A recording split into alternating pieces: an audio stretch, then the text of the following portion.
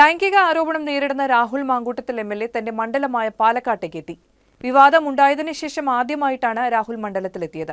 പ്രതിഷേധം ഉയരാൻ സാധ്യതയുള്ളതിനാൽ എം.എൽ.എ ഓഫീസിന് പോലീസ് കനത്ത സുരക്ഷ ഏർപ്പെടുത്തി.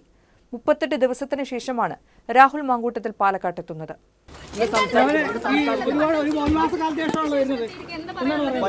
പ്രതിഷേധങ്ങൾ കാണുമെന്നാണ് ഇപ്പോൾ പലരും പറഞ്ഞിരിക്കുന്നത്. അപ്പോൾ പ്രതിഷേധമായി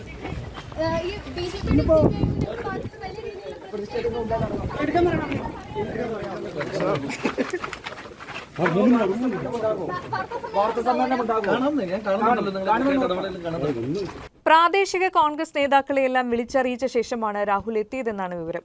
ഇന്ന് പുലർച്ചെയോടെയാണ് അടൂരിലെ വീട്ടിൽ നിന്ന് പുറപ്പെട്ടത്. പാലക്കാട്ടെ പ്രാദേശിക കോൺഗ്രസ് നേതാവിന്റെ മരണവീട്ടിലേക്കാണ് നേരെ പോയത്. തദ്ദേശ തെരഞ്ഞെടുപ്പ് അടുത്തിരിക്കുകയാണ്.